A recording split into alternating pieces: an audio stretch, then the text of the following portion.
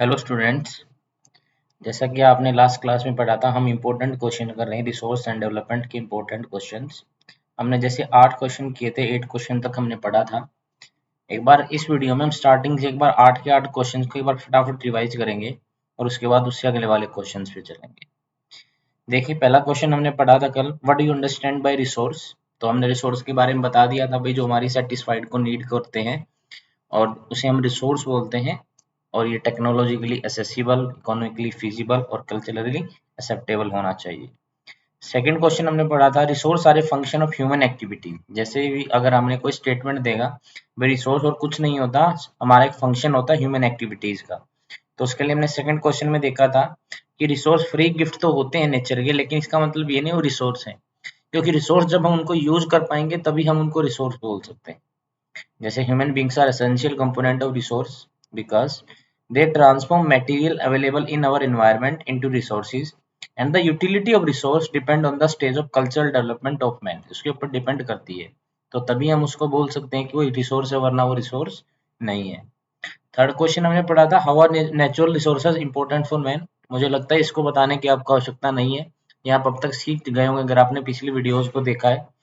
Next question था आपका, list the problem which result due to indiscriminate use of resources by man.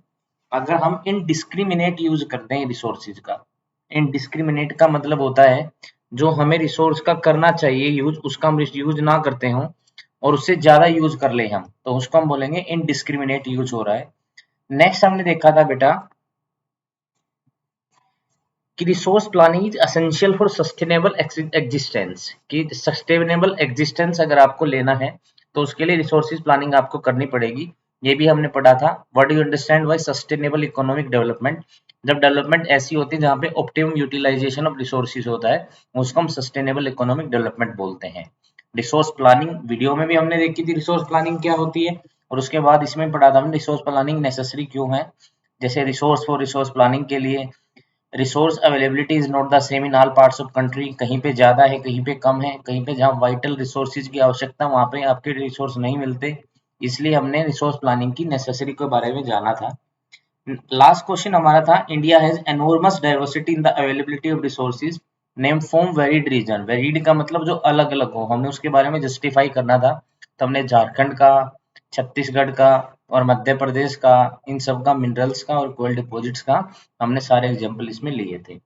तो आज की वीडियो हम शुरुआत करते हैं बेटा इन 8 क्वेश्चन के बाद। नेक्स्ट आता है आपका आज का क्वेश्चन जो 2015 में पूछा भी गया है, explain 3 stages of resource planning. ये बहुत इंपॉर्टेंट क्वेश्चन है, जो कि हमने क्लासेस की वीडियोस में पढ़ा था कि इंडिया में जब भी रिसोर्स की प्लानिंग होती है तो उसके लिए 3 स्टेजेस आती हैं जो रिसोर्स प्लानिंग में अपना इंपॉर्टेंट प्ले रोल करती हैं। चलिए स्टार्ट करते हैं। 3 stages of resources planning. Identification and inventory के बारे में मैंने डिटेल से बताया था कि सबसे पहला काम हमारा होगा भाई आइडेंटिफाई करना है और रिसोर्स करना है। उसके लिए हमें इन्वेंटरी करनी है, उसके लिए हमें across the regions of the country these involve surveying, mapping. जब भी आपका आइडेंटिफिकेशन होगा तो आइडेंटिफिकेशन होगा तब भी वहां पे सबसे पहले सर्वे किया जाएगा। सर्वे के बारे में मैंने आपको बताया था कि जब भी हम वहां पे डेटा कलेक्ट करेंगे, वे डेटा कलेक्ट करने का मतलब है कि यहाँ पे कौन सा रिसोर्स हो सकता है। फॉर एग्जांपल जैसे राजस्थान में विंड विंड एनर्जी के लिए या सोलर एनर्जी के लिए अच्छी जगह है, ऐसे यहाँ पे झारखंड में जहाँ पे कोयला वगैरह पाया जाता है, या फिर इस तरीके से हम सर्वे करेंगे और उसकी मैपिंग करेंगे। मैपिंग का मतलब स्थान का हम देखेंगे भाई कौन से स्थान पर हमें कौन सा रिसोर्स मिल रहा है। तो हम क्वालिटेटिव एंड क्वांटिटेटिव इन दोनों के बारे में मैंने वीडियो में डिटेल से आपको बताया था बेटा कि क्वालिटी एक अलग चीज होती है, क्वांटिटी अलग चीज होती है। क्वालिटी का मतलब है रिसोर्स क्वालिटी के रूप में, जैसे मैंने एग्जांपल वहां पे एक थोरियम का लिया था और एक माइका का लिया था। तो माइका की क्वांटिटी ज्यादा हो और थोरियम की कम हो तो हम थोरियम को ही सिलेक्ट करेंगे, क्योंकि ये एक रेयर रिसोर्स है और जिसकी क्वालिटी बहुत ही ज्यादा है। इसीलिए हम, एक मिनट रुकिए बेटा, ये पता नहीं क्या आ रहा है बीच में, जस्ट ए मिनट।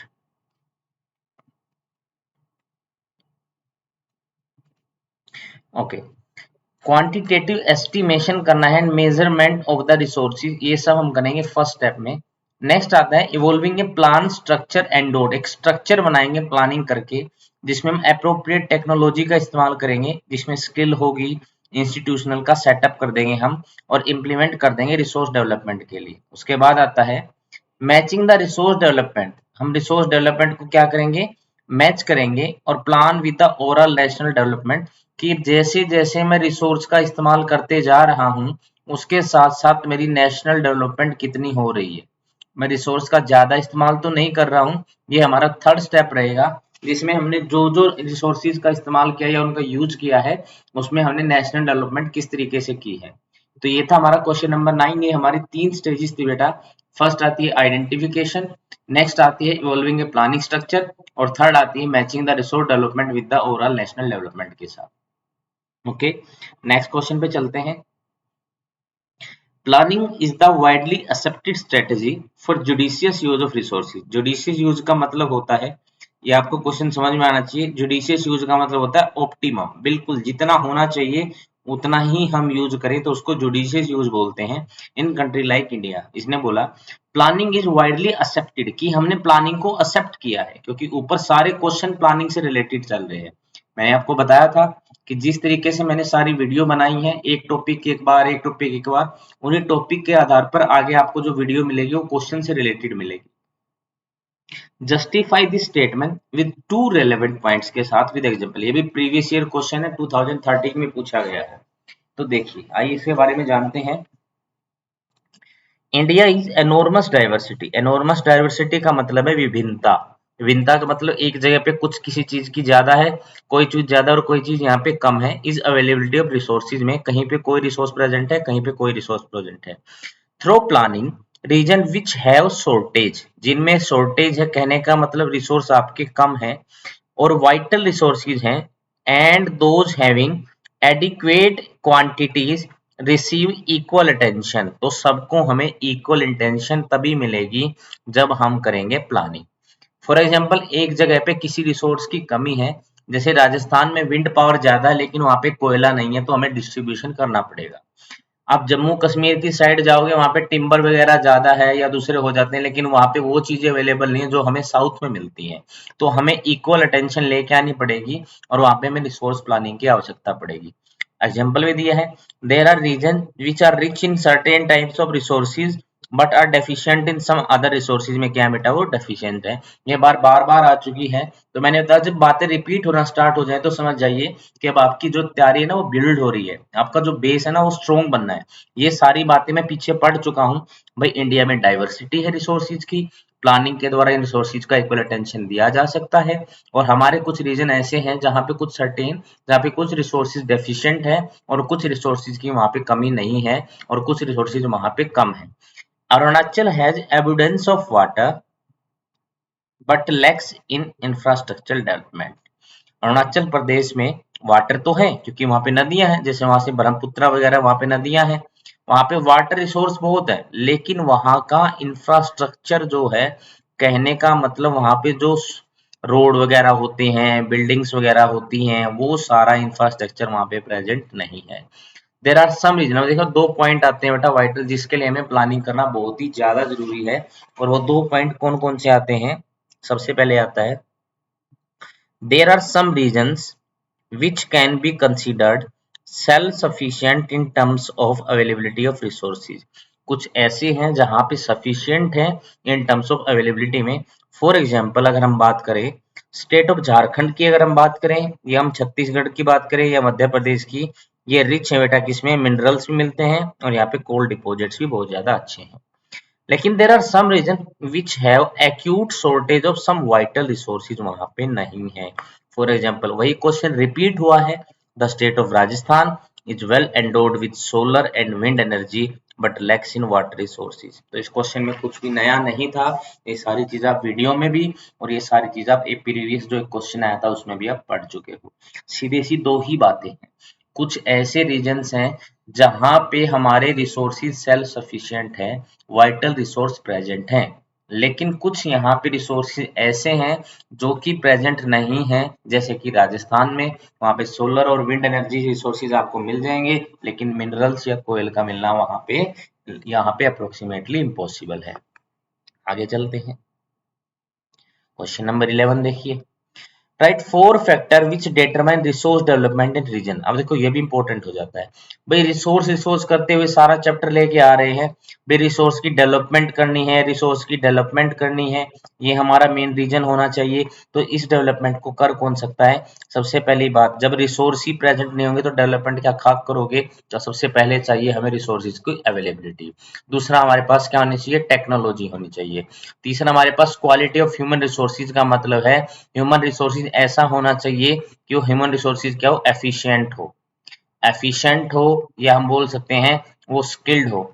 बेवकूफ व्यक्ति नहीं चाहिए, रिसोर्स को बर्बाद कर देगा। तीसरा, हिस्टोरिकल एक्सपीरियंस होना चाहिए पीपल्स का, तो हमारे रिसोर्सेज का क्या हो जाएगा? डेवलपमेंट निश्चित है, वो आपकी रिसोर्सेज पक्का हो जाएगी। तो इस हमने वीडियो में इस स्लाइड में हमने क्या पढ़ा कि सबसे पहले हमने पढ़ी जो बहुत इंपॉर्टेंट क्वेश्चन है, जिसको मैं बार बार बोलता हूँ बच्चों को ये पता ही होना चाहिए कि 3 स्टेजेस कौन कौन सी हैं। एक तो ये ध्यान रखना है, ये मैं लिख भी देता हूँ, वेरी इंपॉर्टेंट क्वेश्चन, ये आपका आ भी सकता है, आया भी है और आ भी सकता है नेक्स्ट वाले क्वेश्चन में। रिसोर्स प्लानिंग में होती क्या है? Identification and inventory. इन्वेंट्री में आती है आपकी सीधी सर्वेइंग आती है और मैपिंग आती है। आइडेंटिफिकेशन जैसे ही होता है आप एक प्लानिंग स्ट्रक्चर तैयार करते हैं और एक इंस्टीट्यूशनल सेटअप करते हैं, और इंस्टीट्यूशनल सेटअप होने के बाद आप मैच करते हैं कि रिसोर्स की डेवलपमेंट हुई है या रिसोर्स की डेवलपमेंट नहीं हुई है। नेक्स्ट हमने पढ़ा था, चलो ठीक है, प्लानिंग के आपने स्टेज जान ली। तो उसके बाद हमने बोला कि प्लानिंग हम क्यों चाहिए, 2 पॉइंट ऐसे बताइए कि जिसका ऑप्टिमम यूज होता है प्लानिंग करने से। तो 2 पॉइंट हमने बताए थे, कुछ रीजन्स ऐसे हैं जहाँ पे सेल्फ सफिशिएंट है, रिसोर्सेज अवेलेबिलिटी है, जैसे फॉर एग्जांपल जैसे झारखंड का एग्जांपल लिया था, छत्तीसगढ़ का एग्जांपल लिया था, मध्य प्रदेश का एग्जांपल लिया था। लेकिन जैसे राजस्थान का एग्जांपल लिया था, वहाँ पे वाइटल रिसोर्सेज प्रेजेंट नहीं है, वहाँ पे क्या होना चाहिए? वेल एंडोर्ड हैवी सोलर के साथ और विंड के साथ, लेकिन वहाँ पे वाटर रिसोर्सेज नहीं है। नेक्स्ट क्वेश्चन पढ़ा था हमने, write 4 factors which determine the resource development in a region, that is availability of resources, level of technology, quantity of human resources और हिस्टोरिकल एक्सपीरियंस क्या है आपका, वो होना चाहिए। नेक्स्ट चलते हैं क्वेश्चन नंबर 12 के ऊपर। What do you understand by conservation of resources? ये आपको पता होना चाहिए, हम बार बार इसको डिस्कस भी कर चुके हैं। कंजर्वेशन का मतलब है रिसोर्सेज को बचाना। Why is it necessary to conserve resources? क्यों है नेसेसरी इनको कंजर्व करना? Give 3 reason. जैसे क्वेश्चन पूछा वैसे हम आंसर देंगे। सबसे पहले हम आंसर देना, कंजर्वेशन क्या होता है? कंजर्वेशन का मतलब जुडिशियस बोल सकते हो और प्लांट बोल सकते हो, या फिर आप यहाँ पे एक दूसरा वर्ड जो कि मैं बार बार इस्तेमाल करता हूँ, आप बोल सकते हो optimum use of natural resources for sustainable benefit हो, हमें हमारा बेनिफिट भी हो लेकिन फ्यूचर जनरेशन को हम उसके लिए भी उनको रख सकें। इट आल्सो मेंटेन पोटेंशियल बनाए के रखे to meet the needs and aspirant of future generation, that is known as conservation of resources. आप रिसोर्सेज का इस्तेमाल कीजिए, कोई आपको मना नहीं कर रहा है, लेकिन वो होना चाहिए जुडिशियल एंड प्लान्ड, और ताकि सस्टेनेबल डेवलपमेंट आपकी हो और वो बेनिफिट दे आपकी प्रेजेंट जनरेशन को भी, लेकिन उसका हम पोटेंशियल बनाए रखें to meet the need of aspirant of future generation के साथ, that is known as conservation. ये आपकी बेस्ट डेफिनेशन हो जाती है। उसके बाद our resources are limited in nature, क्या है वो? लिमिटेड है। Therefore they have to be fully freely used। तो फ्रीली का मतलब है देख दाख के यूज करना चाहिए, उनको ज्यादा यूज नहीं करना चाहिए। Many of the resources are non renewable in nature, therefore extra care उनके लिए हमें रखनी चाहिए। जैसे इसमें एग्जांपल भी ले सकते हो आप, कोई भी कोल है या क्या है, यहाँ पे पेट्रोलियम आता है, ये सब क्या है बेटा आपके non renewable resources. Their conservation necessary for own sustenance and for the ongoing economic development process के लिए भी हमें क्या चाहिए? कंजर्वेशन ऑफ रिसोर्सेज को करना चाहिए। ये था आपका क्वेश्चन नंबर 12, इसने आपको बताया कि रिसोर्सेज क्या, कंजर्वेशन क्या होता है और रिसोर्सेज का हमें कंजर्व करने की आवश्यकता क्यों। नेक्स्ट पढ़ते हैं, 2012 में क्वेश्चन आया, प्रीवियस ईयर का क्वेश्चन है। Explain the concept of resource conservation as voiced by Gandhi ji. Gandhi ji ने अपने बोला था कि कंजर्वेशन ऑफ रिसोर्स करना बहुत आवश्यक है। Whom did Gandhi ji make responsible for the depletion of resources at the global level? Gandhi ji ने किसको रिस्पॉन्सिबल माना था?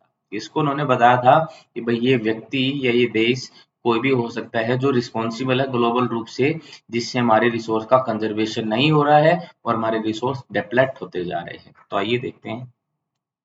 Gandhi ji voice his concern about resource conservation in these words, उन्होंने कुछ वर्ड्स बोले थे, there is enough for everybody need, ये हमने अपने एक वीडियो में आया था, उसमें पिक्चर में भी लगाया था, नॉट फॉर एनीबॉडी ग्रीड, देखो ये क्या बोल रहे हैं, नॉट फॉर एनीबॉडी ग्रीड। देखो दो वर्ड का इस्तेमाल करा गया है, अगर नीड है आपको तो आपके लिए रिसोर्स पॉसिबल है, इस्तेमाल कर सकते हो, यूज कर सकते हो आप, लेकिन अगर आप रिसोर्सेज के प्रति ग्रीड हो जाएंगे, आप लालच बढ़ा लेंगे, तो ग्रीड के लिए नेचुरल रिसोर्सेज प्रेजेंट नहीं है, रिसोर्स इतने नहीं है कि वो आपकी ग्रीड को शांत कर पाए, ये उन्होंने बोला था। आगे क्या बोला, he placed the greedy and selfish individual as the root cause for the resource development। ध्यान रखना क्वेश्चन का आंसर मिल गया हमें, उन्होंने बताया कौन, एक तो जो पर्सन ग्रीडी है ना, और एक पर्सन सेल्फिश है, जो सीधा बोल दिया ये रूट कोज है किनका, हमारे जो डिप्लेट हो रहे हैं ना रिसोर्सेज, उनका रूट कोज कौन है, greedy and selfish individual as the root cause for the resource depletion at the global level पे बताया था, ये सिर्फ इंडिया में नहीं सब जगह प्रेजेंट है। He was against mass production, mass production का मतलब ऐसा प्रोडक्शन करना जो मतलब बहुत ज्यादा बड़े लेवल पे हो, हायर लेवल पे हो, and wanted to replace it with the production by the masses, वो हमेशा इन चीजों के अगेंस्ट रहे थे। Indiscriminate use of resources by human beings has led to the depletion, इससे क्या होता है, डिप्लेशन होता है, और satisfying the greed of few individual की कुछ ग्रीड करने के लिए उनकी लालच के कारण irrational consumption and over utilization of resources leads to socio economic and environmental problems भी हमारी हो जाती है। किसके कारण हो जाती है बेटा, सारी की सारी हमारे इरेशनल कंजप्शन के कारण। देखो ये वही वर्ड है जहाँ पे रेशनल होता है, जिसको हम बोलते हैं बिल्कुल सही है, रेशनल है, और एक हो जाता है इरेशनल, एक होता है यूटिलाइजेशन, एक होता है ओवर यूटिलाइजेशन। ये दोनों के दोनों वर्ड आए यहाँ पे, इनका ध्यान रखना, जिसका इस्तेमाल गांधी जी ने किया था। तो सीधी सी बात है, जो ग्रीडी एंड सेल्फिश इंडिविजुअल्स हैं वो रूट कोज है किसका, रिसोर्स डिप्लेशन का, और जो हम मास प्रोडक्शन करते हैं या फिर जो कुछ इंडिविजुअल हैं जो इनडिस्क्रिमिनेट करते हैं और ओवर यूटिलाइजेशन करते हैं, दैट आर द रिसोर्स, हमारे जो डिप्लेट हो रहे हैं उनका मेन रीजन है। नेक्स्ट क्वेश्चन पे चलते हैं। 4 इंस्टीट्यूशनल एफर्ट्स बताने हैं, सिर्फ इंडिया से रिलेटेड नहीं बेटा, एट ग्लोबल लेवल पर रिसोर्स के कंजर्वेशन के लिए क्या क्या किया, देखो। At the international level the club of Rome advocated resource conservation, उन्होंने एडवोकेट किया, चला resource conservation for the first time in a more systematic way में 1968 में। इन 1974 में Gandhian philosophy was presented once again by Schumacher in his book Small is Beautiful, यहाँ पे भी किया गया। नेक्स्ट, ब्रूटलैंड कमीशन रिपोर्ट आई एक 1987 में, उसने इंट्रोड्यूस किया the concept of sustainable development का, जिसके बारे में पहले जिक्र कर चुके हैं, what is a sustainable development, and advocated it as a means of resource conservation, इससे हो सकता है, और मेरा मानना है रिसोर्स कंजर्वेशन अगर कभी हो सकता है तो वो सिर्फ और सिर्फ किससे हो सकता है, दैट इज सस्टेनेबल डेवलपमेंट। पूरी इकोनॉमिक्स में इस बात पे जोर दिया जाता है कि सस्टेनेबल डेवलपमेंट कीजिए, सस्टेनेबल डेवलपमेंट कीजिए, सब कुछ ऑटोमेटिक ठीक हो जाएगा, रिसोर्स भी डिप्लेट नहीं होंगे, ग्लोबल वार्मिंग भी ठीक हो जाएगी, आपका एनवायरनमेंट भी अच्छा हो जाएगा, लेकिन ये हमारी जो ग्रीड है ना, जो हमारा लालच है ना रिसोर्स के प्रति, इस चीज को कम नहीं होते, जिसके कारण हमारी अर्थ हमारी डिप्लेट होती जा रही है। उसके बाद this was subsequently publish in a book entitle, एक अवर कॉमन फ्यूचर एक बुक आई थी, उसमें एंटाइटल किया गया था इस सस्टेनेबल डेवलपमेंट के कंसेप्ट को, और 1992 में हमारा फर्स्ट इंटरनेशनल अर्थ समिट, इंपॉर्टेंट है ऑब्जेक्टिव के लिए भी, first international earth summit was held in Rio de Janeiro, Brazil में हुआ था, इन विच 100 हेड्स ऑफ स्टेट्स, बेटा यहाँ पे ध्यान रखना, यहाँ पे स्टेट का मतलब कोई राज्य नहीं, हरियाणा या पंजाब जैसा, यहाँ पे स्टेट एक पूरा माना गया पॉलिटी के अनुसार एक इंडिया को, जैसे इंडिया एक स्टेट के रूप में जाना जाता है, अभी आप पॉलिटी पढ़ते हो। Met for addressing urgent problem के लिए मिले, फॉर द इन्वायरमेंटल प्रोटेक्शन करनी है, और सोशियो इकोनॉमिक डेवलपमेंट करनी है ग्लोबल लेवल पे। तो यहाँ पे भी ये किया गया। तो हम कह सकते हैं ये 4 हमारे ग्लोबल लेवल पर रिसोर्स कंजर्वेशन के लिए सारी की सारी ये हमारी बैठक वगैरह हुई, बुक्स वगैरह निकाली गई, यहाँ पे सबने बोला कि रिसोर्स का कंजर्वेशन क्यों इम्पोर्टेंट है। चलिए नेक्स्ट क्वेश्चन पे चलते हैं। Write the major features of, important है ये भी, मेजर फीचर्स। ये मैंने आपको बताया फर्स्ट इंटरनेशनल अर्थ समिट जो हुई थी, ये आपकी कहाँ पे हुई थी, ये आपकी हुई थी रियो डी जेनेरियो में, याद रखना बेटा। ये अर्थ समिट 92 में बोला गया, तो ये कौन सी थी, ये आपकी फर्स्ट अर्थ समिट थी इन 1992। इसके बारे में मेजर फीचर बता देते हैं। 1992 में यहाँ पे क्या हुआ था, 100 heads of state met in Rio de Janeiro in Brazil for the first international earth summit के बारे में एक फैक्ट हमने बता दिया। कितने हेड्स मिले थे, 100 हेड्स मिले थे। The summit was convent for address, convent का मतलब होता है बेटा मैसेज, एड्रेस करना या किसी चीज को, मैसेज को हमेशा सेंड के साथ साथ कन्वे किया जाता है। Convent for the addressing urgent problems of environmental protection and socio economic development. ध्यान रखना दो वर्ड आए हैं, वर्ड ही सब कुछ बयान करते हैं। एक तो क्या बोला, international environmental protection and socio economic development. The assembled leader signed the declaration on global climatic change. Assembled हुए लीडर्स किसके लिए बेटा, sign the declaration on the global climatic change and biological diversity. इसके लिए बायोलॉजिकल डाइवर्सिटी उनको चाहिए बेटा, उसके लिए क्लाइमेटिक चेंज के लिए भी ये साइन किए गए कुछ वहां पे असेंबल्ड लीडर ने डिक्लेरेशन, कुछ पत्रों को साइन किया ग्लोबल क्लाइमेट जो चेंज हो रहा है उससे रिगार्ड में, और बायोलॉजिकल डाइवर्सिटी जो हमारे पास पेड़ पौधे हैं या हमारे पास जो पशु पक्षी उनके लिए।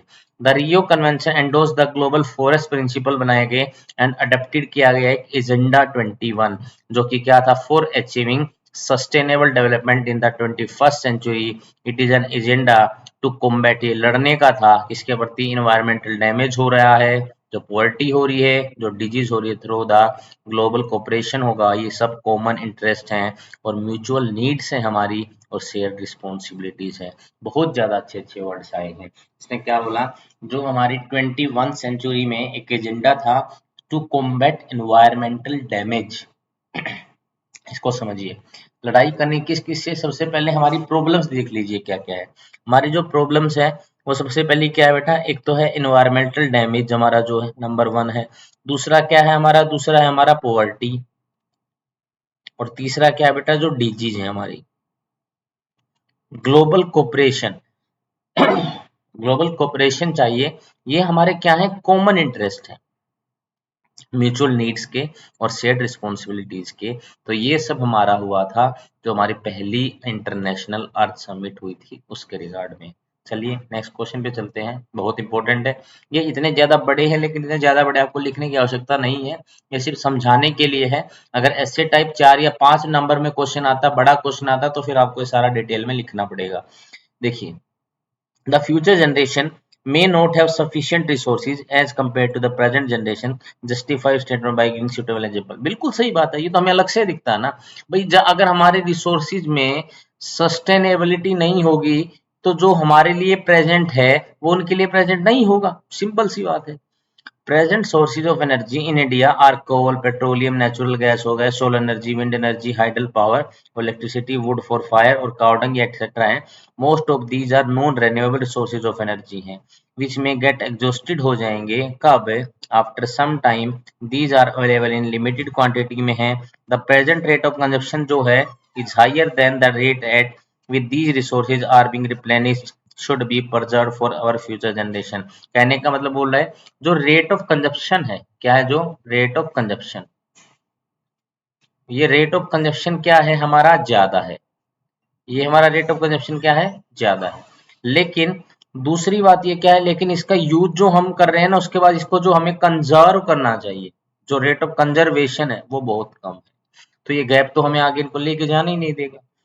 इन 50 ईयर टाइम इंडिया में depend largely on non conventional source के ऊपर डिपेंड करेगा which are available in evidence, such as solar energy के ऊपर, हाइडल एनर्जी के ऊपर, विंड एनर्जी के ऊपर total hydel power potential India estimated देख लीजिए 1,50,000 मेगावाट जो है वो हमारी एस्टिमेट की गई है which only 1/6 has been developed so far, तो कि सिर्फ 1/6 को ही डेवलप किया हमने। मीन्स अगर टोटल 6 है, टोटल 6 है, तो उसका एक ही पार्ट हमने डेवलप किया है। Development of a country need to be continuous होना चाहिए। Every country would like to have the level of development go up further. Many scientist have warn that present level जो है डेवलपमेंट का can not be sustain नहीं है for the future as the present.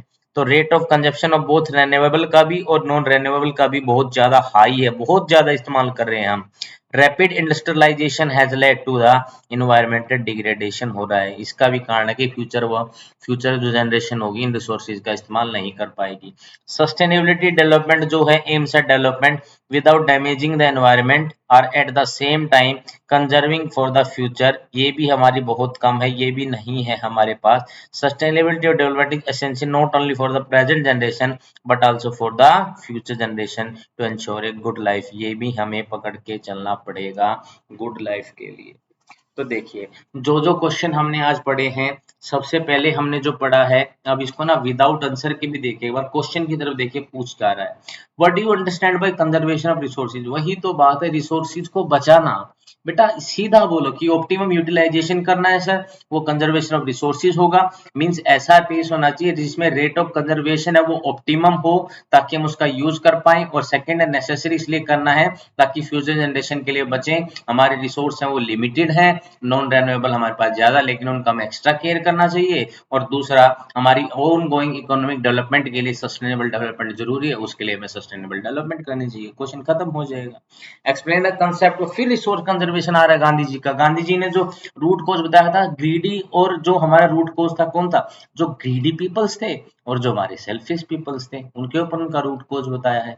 उसके अलावा उन्होंने आगे आता राइट फॉर इंस्टीट्यूशनल एफर्ट्स, यहाँ पे इंपॉर्टेंट इन्फॉर्मेशन आई है जो आपको लर्न करना ही पड़ेगा। अभी पहली हमारी जो इंटरनेशनल अर्थ समिट जो रियो डी जेनेरियो में हुई थी, वो कब हुई थी, वो 1992 में हुई थी जून में, और वहां ब्राजील में हुई थी। वहां पे 100 हेड ऑफ स्टेट्स मिले थे जिन्होंने सस्टेनेबल डेवलपमेंट के ऊपर, प्रोटेक्शन के ऊपर, एनवायरमेंटल प्रोटेक्शन के ऊपर और सोशियो इकोनॉमिक डेवलपमेंट के ऊपर बात की थी। अब रियो डियो जेनेरियो के ऊपर ये नेक्स्ट में आता है, डिटेल से आता है। 4 यहाँ पे हमें उसके बारे में बताना था, मेजर फीचर क्या क्या थे। एक तो था 100 हेड्स थे, और लास्ट की जो लाइन है वो मुझे बहुत ज्यादा इंपॉर्टेंट लगी। Global forest principle adopted agenda 21 for achieving sustainable development. तो एजेंडा 21 कभी भी आपसे पूछे कोई भी, वो ध्यान रखना किस चीज को अचीव करने के लिए था, सस्टेनेबल डेवलपमेंट को अचीव करने के लिए था। अब नेक्स्ट क्वेश्चन अराइज होता सस्टेनेबल डेवलपमेंट, वो मैं बार बार आपको बता चुका हूँ। ऑप्टिमम यूटिलाइजेशन रिसोर्सेज का करना, फ्यूचर जनरेशन के लिए पोटेंशियल को बनाए रखना, ये हमारा उसका एजेंडा था।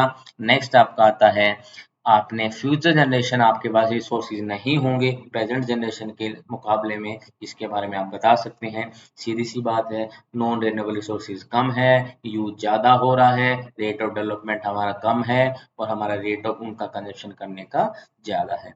तो आज हम यही 16 क्वेश्चन तक करेंगे, उसके बाद नेक्स्ट क्लास में हम इन क्वेश्चन से आगे देखेंगे हमारा क्या क्या आ सकता है। Okay, thank you, bye bye.